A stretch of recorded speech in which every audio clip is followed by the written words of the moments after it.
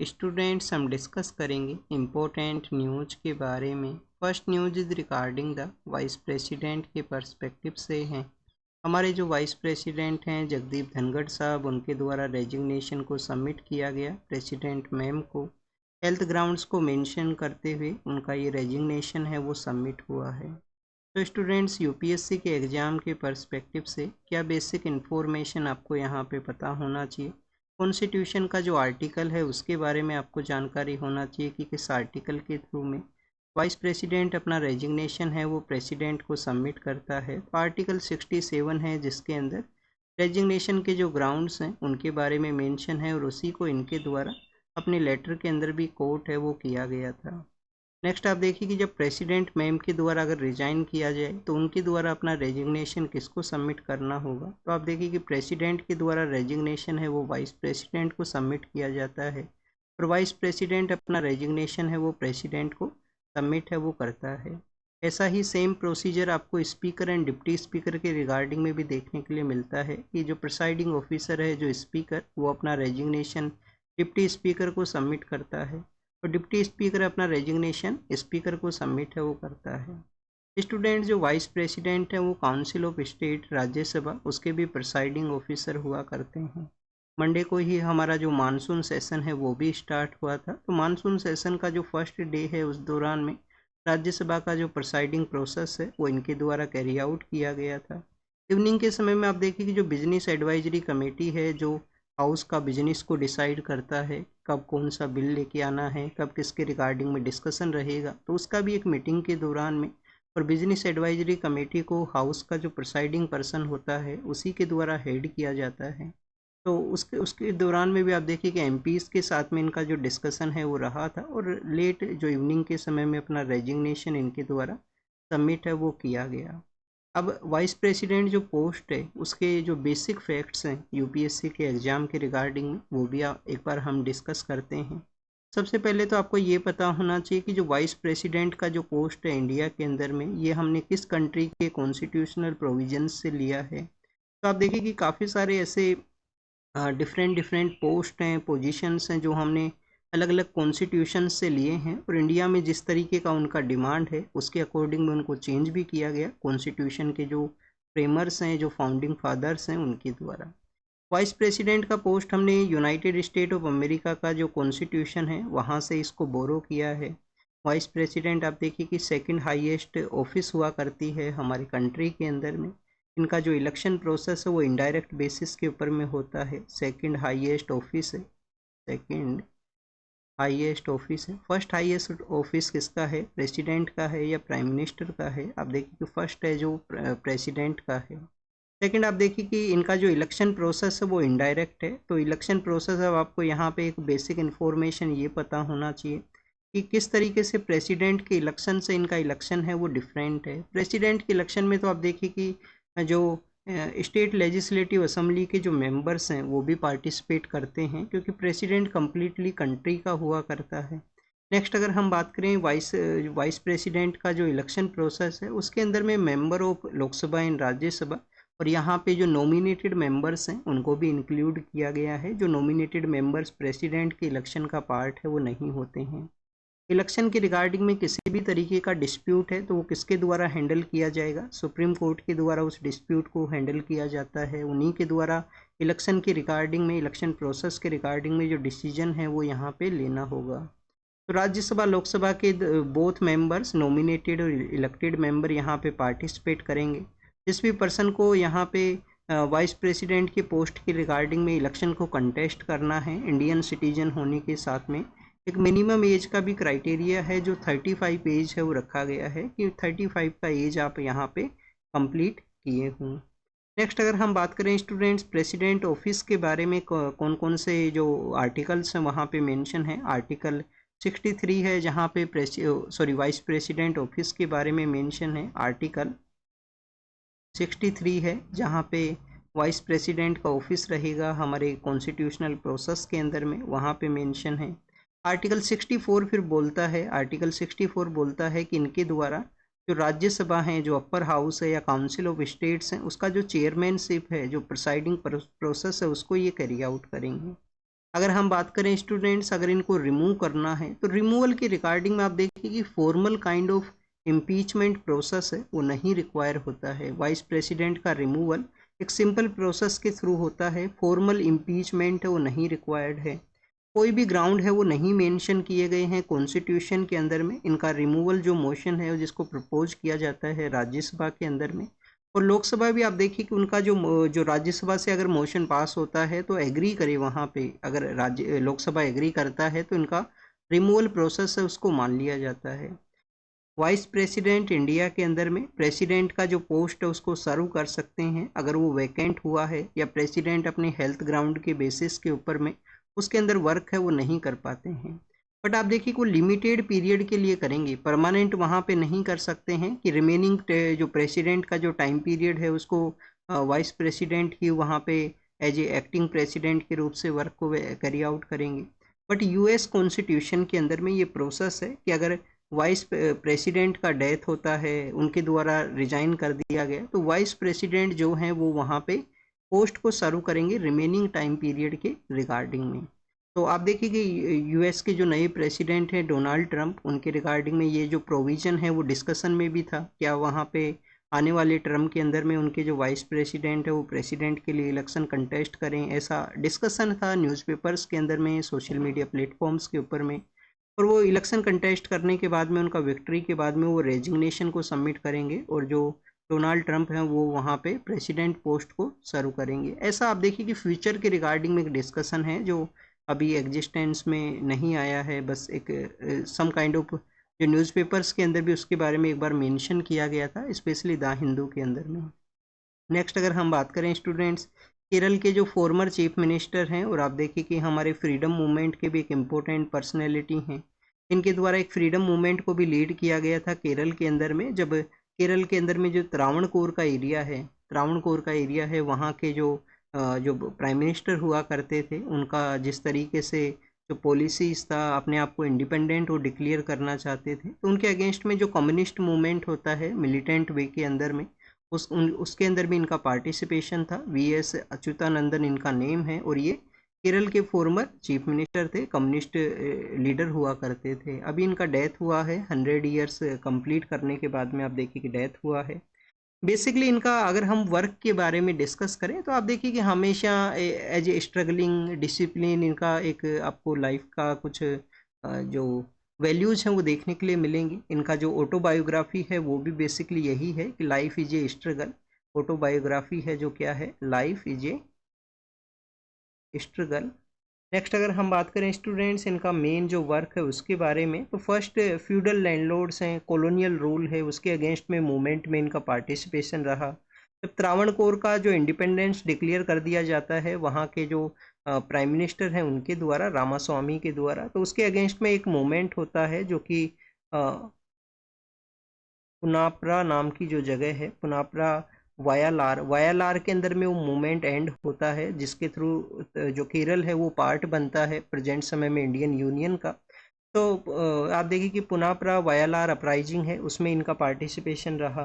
तो ये इनके कुछ बेसिकली यहाँ पे जो मेन वर्क हैं। बाद में जो कम्युनिस्ट पार्टी है, जो मार्क्सिस्ट कम्युनिस्ट पार्टी है, जब वो सेटअप होती है तो उसके फाउंडिंग पर्सन थे, एक समय के लिए चीफ मिनिस्टर का जो पोस्ट है उसको भी सर्व करते हैं।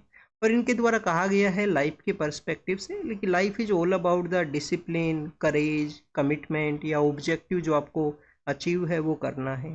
नेक्स्ट अगर हम बात करें स्टूडेंट्स इलेक्शन प्रोसेस के बारे में है, आप देखिए कि बिहार के वहाँ पे इलेक्शन कमीशन ऑफ इंडिया के द्वारा स्पेशल इंटेंसिव रिवीजन है उसको स्टार्ट किया गया है। स्पेशल इंटेंसिव रिवीजन की रिगार्डिंग में कुछ डाटाज हैं वो भी यहाँ पे पब्लिश हुए हैं कि ये जो पर्सन है जिन्होंने अपने जो फॉर्म्स हैं उनको नहीं सबमिट किया है, स्पेशल इंटेंसिव रिवीजन का जो ड्राइव है जो कि इलेक्टोरल रोल की प्यूरिफिकेशन या इसके अपग्रेडेशन के पर्सपेक्टिव से है।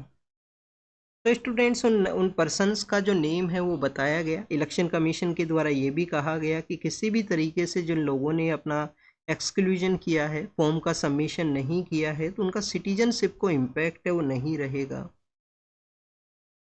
आप देखिए कि इसके बारे में तो ऑलरेडी सुप्रीम कोर्ट के अंदर में भी डिस्कशन था, जब आधार को इंक्लूड करने के बारे में कहा गया था कि एक नया जो आईडी कार्ड है जिसको कि आप आधार को यहाँ पे इंक्लूड कीजिए, तो आधार के अंदर में कोर्ट के द्वारा भी यही ऑब्जर्व किया गया था कि आपके द्वारा कोई सिटीजनशिप का ड्राइव नहीं है, क्योंकि Aadhaar is not a proof of citizenship. आपका जो ड्राइव है वो इलेक्शन रोल को प्यूरिफाई करना है, उसको अपग्रेड करना है। जो भी पर्सन यहाँ पे जिनका प्रेजेंस नहीं है उन नेम्स को आपको एलिमिनेट करना है। तो आप देखिए कि स्टूडेंट सिटीजनशिप को किसी भी तरीके का इम्पैक्ट है वो नहीं रहेगा।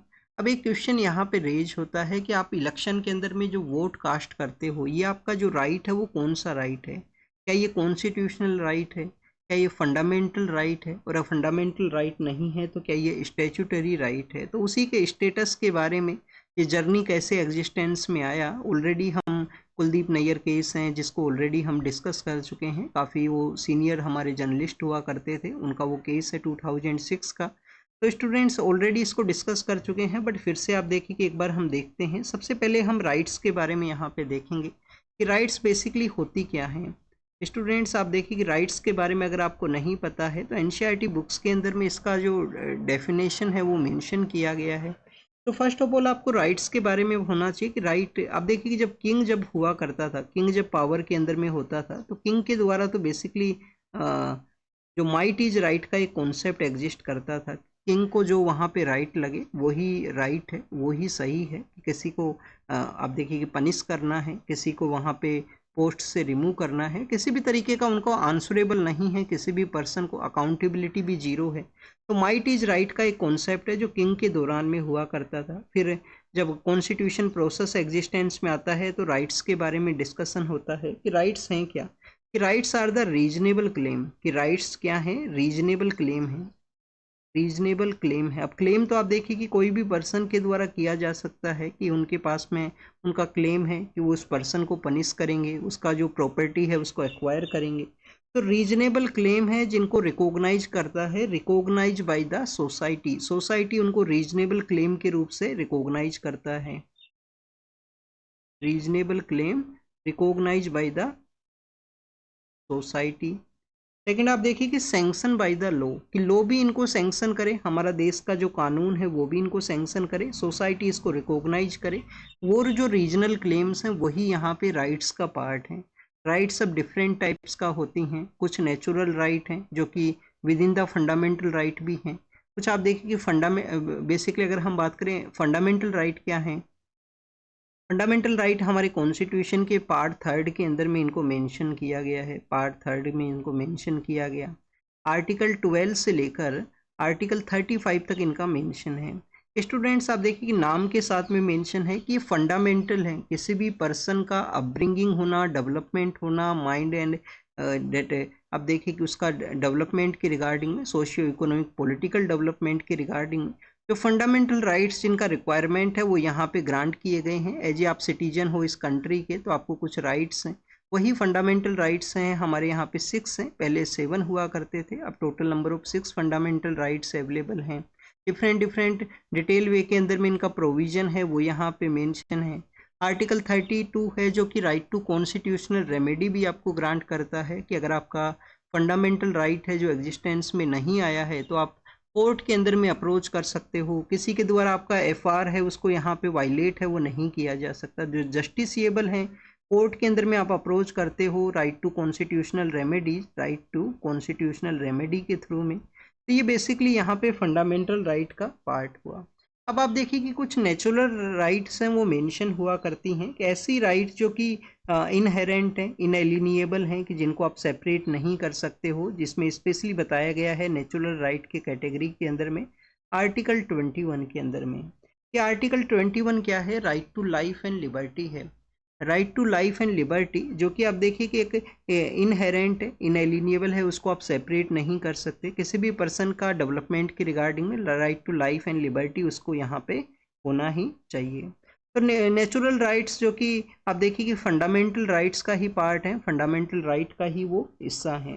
नेक्स्ट अगर हम बात करें, ये तो हमने एफआर के बारे में देखा, नेचुरल राइट के बारे में देखा। कुछ कॉन्स्टिट्यूशनल राइट्स भी होती हैं। कॉन्स्टिट्यूशनल राइट्स ऐसी राइट्स हैं, कॉन्स्टिट्यूशनल राइट्स हैं वो ऐसा राइट्स हैं, ऐसा आपके पास में अधिकार हैं जो कॉन्स्टिट्यूशन के अंदर तो मेंशन है, बट विद इन जो पार्ट 3 है, जो वो हमारा फंडामेंटल राइट का पार्ट है, उसके अंदर में नहीं है, बट कॉन्स्टिट्यूशन के अंदर में उनका मेंशन है। तो ये बेसिकली हमारा कॉन्स्टिट्यूशनल राइट है। स्पेशली जो राइट टू प्रॉपर्टी, जो पहले आप देखिए कि फंडामेंटल राइट हुआ करता था, अब यहाँ पे ये कॉन्स्टिट्यूशनल राइट है।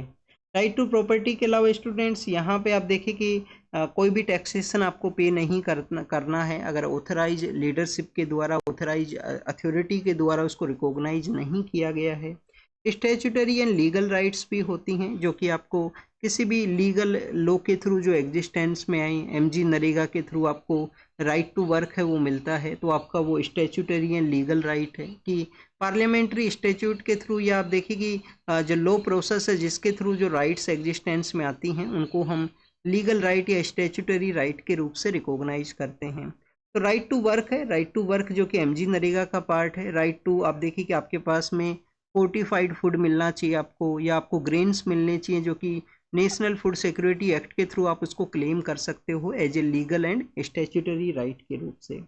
तो यहाँ पे क्वेश्चन अब ये रेज होता है कि जो हमारा राइट टू वोट है, राइट टू वोट है वो कौन सा राइट यहाँ पे हमारे पास में है, क्या ये कॉन्स्टिट्यूशनल राइट है? क्योंकि स्टूडेंट्स आर्टिकल 326 के अंदर में कहा गया है कि आप, अगर आपको इलेक्टोरल रोल के बारे में मेंशन है यहाँ पे कि आप इंडियन सिटीजन होने चाहिए, सिटीजन के बाद में आपका 18 ईयर का जो एज है वो मिनिमम आपने कंप्लीट किया हो, तो आपको यहाँ पे जो सफरेज है, जो कि यहाँ पे इलेक्टोरल रोल है, उसका पार्ट आप रहोगे।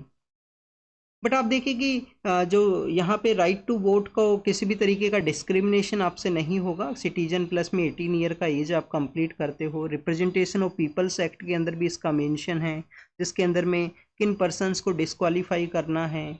ऑर्डिनरी जो सिटीजन्स है उसके पर्सपेक्टिव से रिप्रेजेंटेशन ऑफ पीपल्स एक्ट के अंदर में मेंशन है। अब स्टैट्यूटरी राइट है, कॉन्स्टिट्यूशनल राइट है, क्योंकि कॉन्स्टिट्यूशन में भी मेंशन हुआ, स्टैट्यूट जो हमारे रिप्रेजेंटेशन ऑफ पीपल्स एक्ट उसमें भी इसका मेंशन है। तो स्टूडेंट्स इसके रिगार्डिंग में फिर कोर्ट के थ्रू काफ़ी सारा जो डिबेट है वो एग्जिस्टेंस में आता है। अब कोर्ट के थ्रू जो डिबेट एग्जिस्टेंस में आया, तो 1952 का एक केस है जिसको कि हम एनपी पोनुस्वामी के नाम से जानते हैं। एनपी पोनुस्वामी जो केस है उसके थ्रू आप देखिए कि 1952 का वो केस एनपी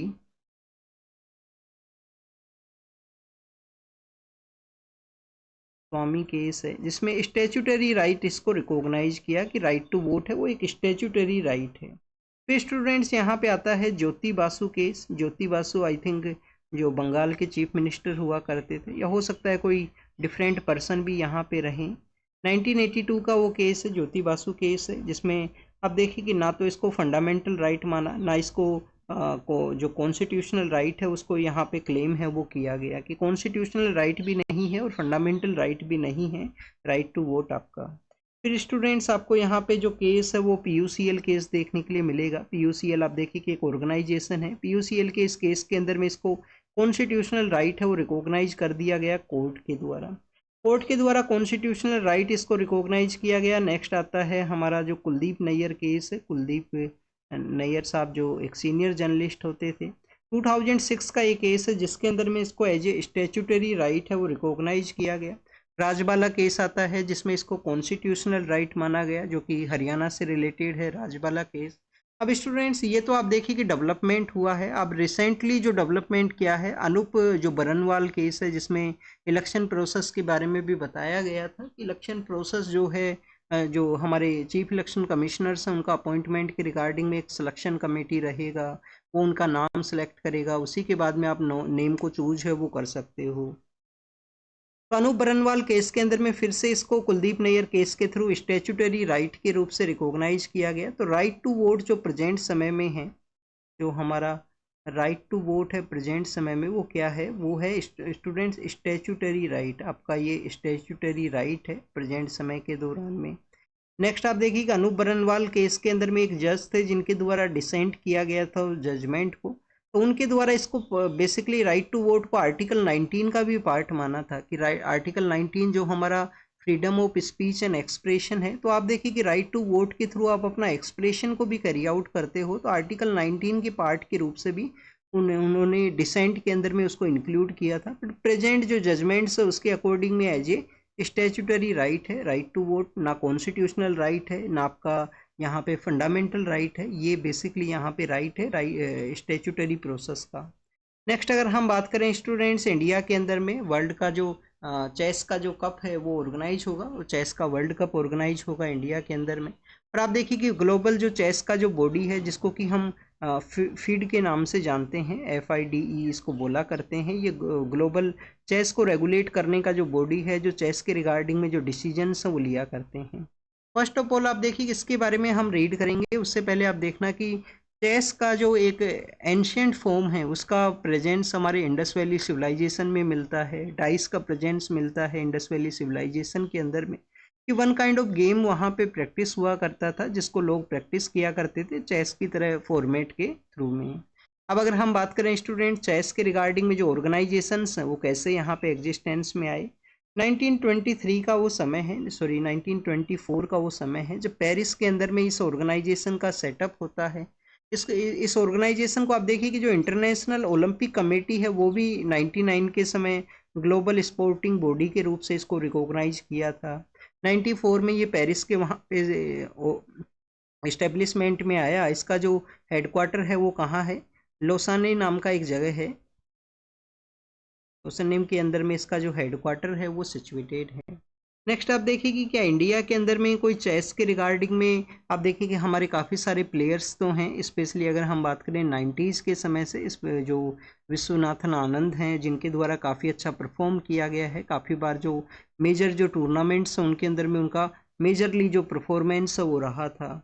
तो स्टूडेंट्स हमारे यहाँ पे चेस के प्लेयर्स हैं, सर मेन स्ट्रीम के अंदर में आप देखिए कि ज़्यादा उनका प्रेजेंस नहीं है, स्पेशली स्पोर्ट्स कल्चर के अंदर में, बट समय के साथ में धीरे धीरे आपको जो स्पोर्ट्स के जो चेस के रिगार्डिंग में जो पॉपुलैरिटी है, स्पेशली जिस तरीके से जो न्यू प्लेयर हैं गुकेश के द्वारा परफॉर्म किया गया है रिसेंटली इवेंट्स के अंदर में, तो आप देखिए कि ऐसे हमारे यहाँ पे परफॉर्मेंस था।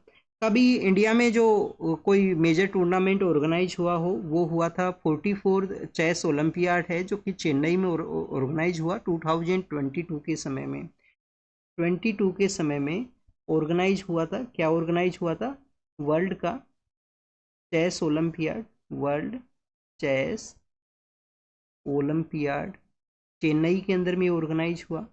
क्या क्वेश्चन पूछा गया था इसके बारे में, यूपीएससी ने 2022 के पेपर के अंदर ही सवाल पूछ लिया था कि ये टूर्नामेंट कहाँ पे ऑर्गेनाइज हुआ, फर्स्ट टाइम ये पूछा क्वेश्चन। सेकंड स्टेटमेंट में ये था कि ये क्या जो लोकेशन है चेन्नई में ये ऑर्गेनाइज होगा या कहाँ पे होगा, फर्स्ट टाइम इंडिया में हो रहा है। फिर इसमें एक सवाल आपसे पूछ लिया गया कि इसका जो आप देखिए कि जो सिंबल के रूप से हम रिकॉग्नाइज करते हैं मस्कट, वो क्या है बेसिकली इस टूर्नामेंट का।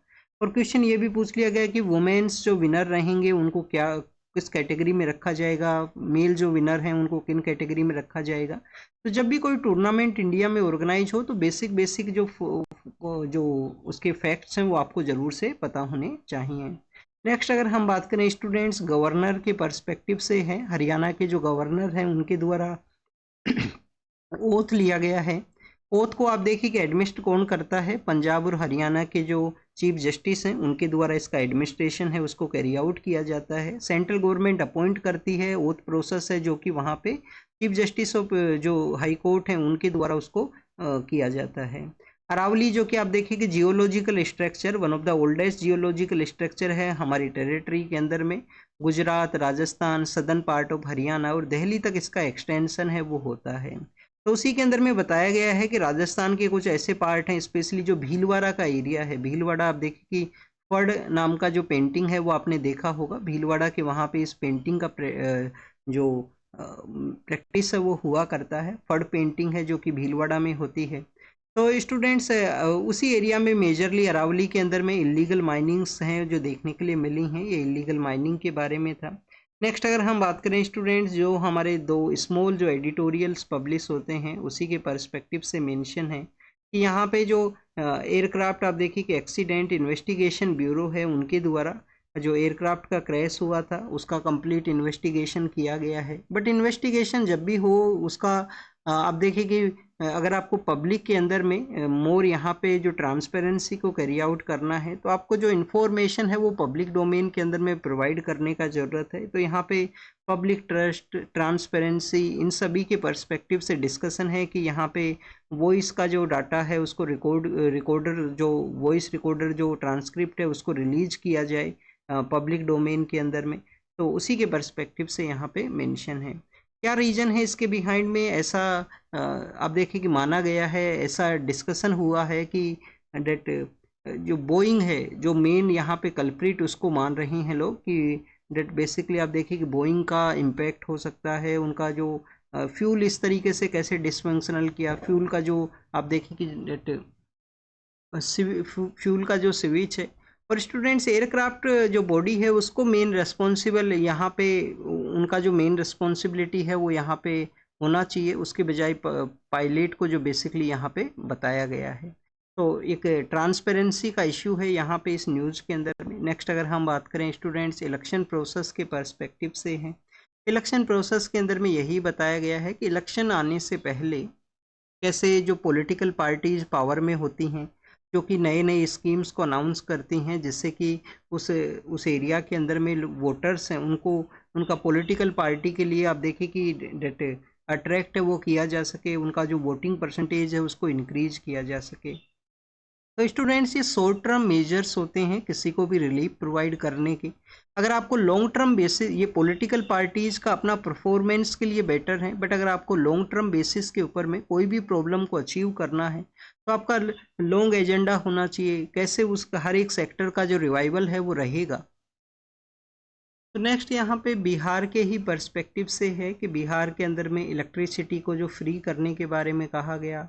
सोलार जो पैनल्स हैं, जो सोलार पैनल्स उनके इंस्टॉलेशन के रिगार्डिंग में जो सब्सिडाइज भी किया गया है गवर्नमेंट के द्वारा, पीएम सूर्या घर मुफ्त बिजली योजना है।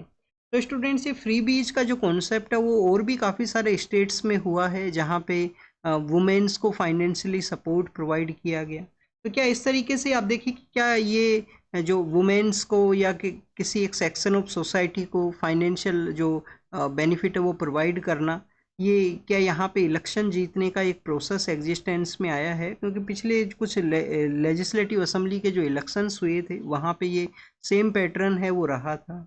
तो ये क्वेश्चन को रेज करता है फ्री बीज का जो कॉन्सेप्ट है उसके रिगार्डिंग में। फ्री बीज है या पॉलिटिकल पार्टीज के द्वारा अपने मैनिफेस्टो के अंदर में जो मेंशन किया जाता है, जिसमें काफ़ी सारे पोल प्रोमिस हुआ करते हैं, क्या कोई लीगल बैकिंग है? मैनिफेस्टो का जो प्रोविजंस उन्होंने मेंशन किए हैं वो उनको इम्प्लीमेंट ही करने होंगे जब गवर्नमेंट उनका आएगा।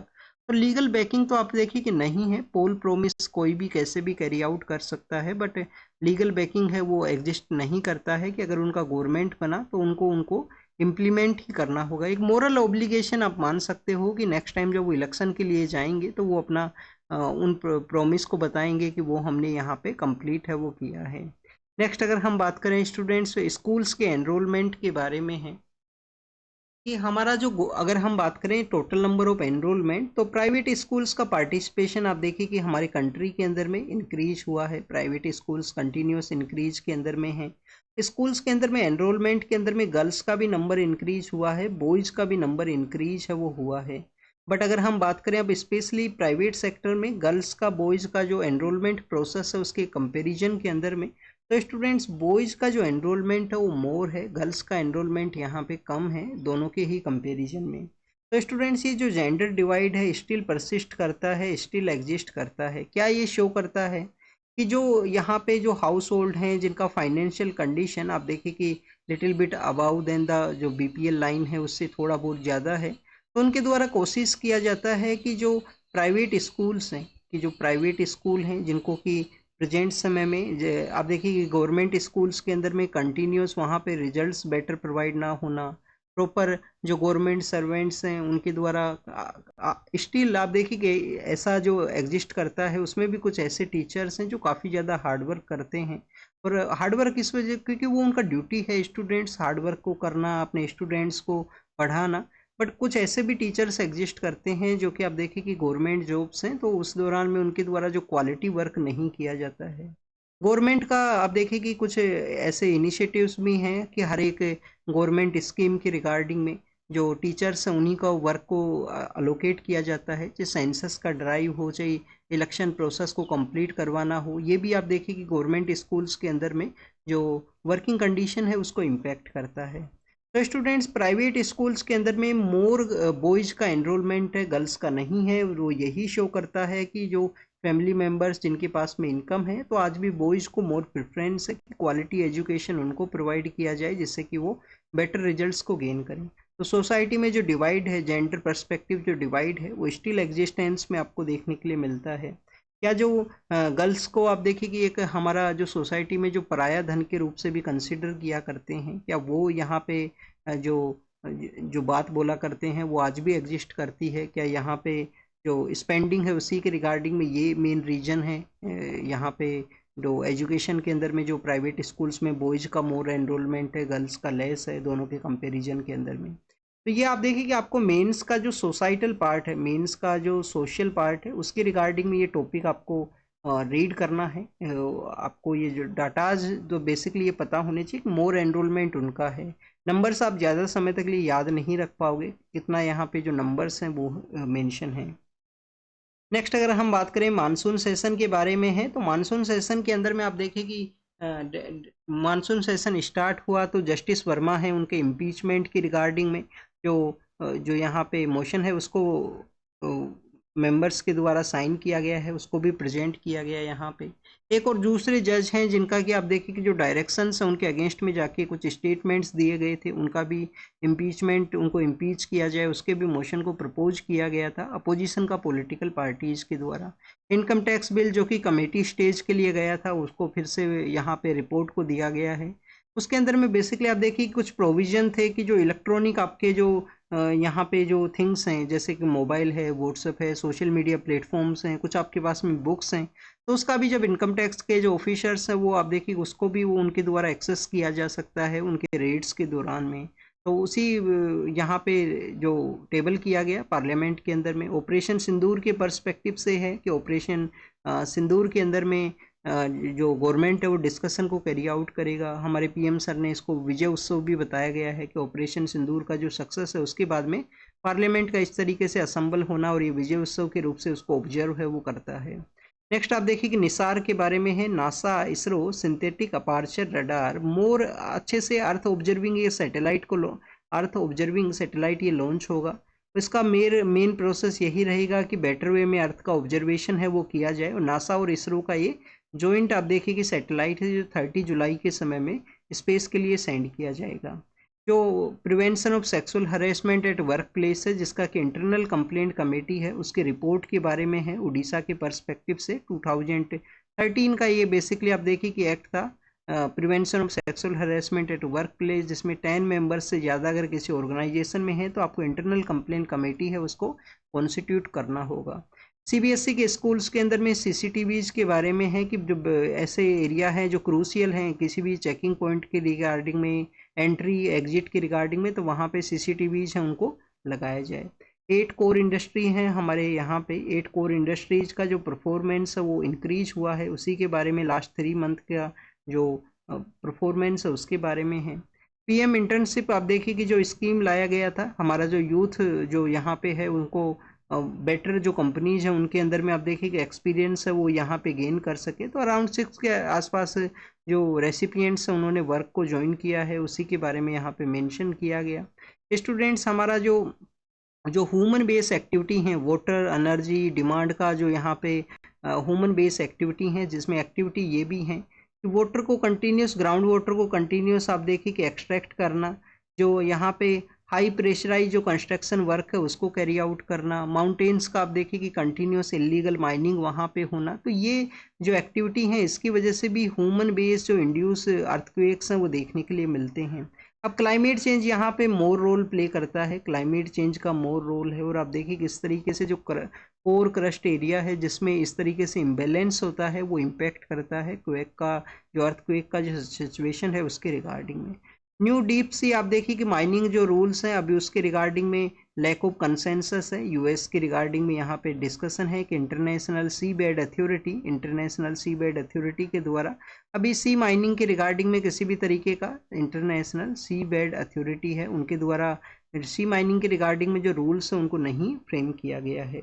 नेक्स्ट अगर हम बात करें स्टूडेंट्स, यूनाइटेड किंगडम, फ्रांस और अदर जो कंट्री हैं यूरोपियन कमीशन के, यूरोपियन यूनियन के, उनके द्वारा गाजा के एरिया के अंदर में इजराइल का जो द्वारा अपना जो वॉर सिचुएशन है उसको एंड किया जाए, वहाँ पे पीस का इस्टेब्लिशमेंट रहे, तो उसके पर्सपेक्टिव से इन कंट्रीज़ के द्वारा कमिट है वो किया गया। बेल्जियम के द्वारा आप देखिए कि इजराइल के कुछ पर्सन्स जिनको वॉर क्राइम के रिगार्डिंग में क्वेश्चन किया गया है। बेल्जियम कहाँ पे सिचुएटेड है? फ्रांस है। सपोज कीजिए स्टूडेंट्स ये फ्रांस है, फ्रांस का जो नॉर्दर्न पार्ट है यहाँ पे बेल्जियम है। बेल्जियम के नॉर्दर्न पार्ट के अंदर में आप देखिए अलग अलग वहाँ पे रीजन्स हैं। कैपिटल क्या है बेल्जियम का? ब्रसेल्स उसका कैपिटल है। नॉर्दर्न पार्ट का जो रीजन है वहाँ पे डच स्पीकिंग पीपल रहा करते हैं, सदर्न पार्ट के अंदर में फ्रेंच स्पीकिंग पीपल रहते हैं।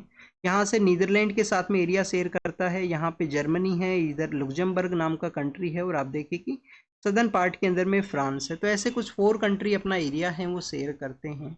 बेल्जियम के वहाँ पे स्टूडेंट्स डेट क्वेश्चन किए गए हैं वॉर क्राइम्स के रिगार्डिंग में। ईरान के द्वारा यूरोपियन कमीशन के जो मेंबर्स हैं उनके साथ में न्यूक्लियर टॉक्स के रिगार्डिंग में डिस्कशन हुआ है। टर्की के वहाँ पे डिस्कशन को कैरी आउट किया गया। और अलास्का के बारे में है, अलास्का जो कि यूएस ने परचेज किया था, और आप देखिए कि 50 स्टेट्स उसके बाद में उसके हुए थे। अलास्का जो कि कनाडा के आप देखिए कि डेट वेस्टर्न पार्ट के अंदर में सिचुएटेड है। नेक्स्ट अगर हम बात करें बांग्लादेश के रिगार्डिंग में कि वहाँ पे जो प्लेन का जो क्रैश है वो हुआ था, तो उसके इंसिडेंट के बारे में बताया गया है। और आप देखिए कि वर्ल्ड फूड एजेंसी है उसके द्वारा कहा गया है कि उनके जो यहाँ पे जो क्राउड को जो बेनिफिट प्रोवाइड करने के एरियाज़ हैं उस एरिया के अंदर में फायर का जो इंसिडेंट हुआ है, इजरायली जो टैंक्स हैं उनके द्वारा अटैक है वो किया गया। तो स्टूडेंट्स ये जीनोसाइड के बारे में भी ऑलरेडी हम रीड कर चुके थे कल के न्यूज़पेपर के अंदर में। तो this is all the information related to the today's newspaper. आप इसको रीड कीजिए, रिवाइज कीजिए, जो भी इंफॉर्मेशन आपको मिलता है उसको नोट डाउन कीजिए। Thank you students, thank you very much.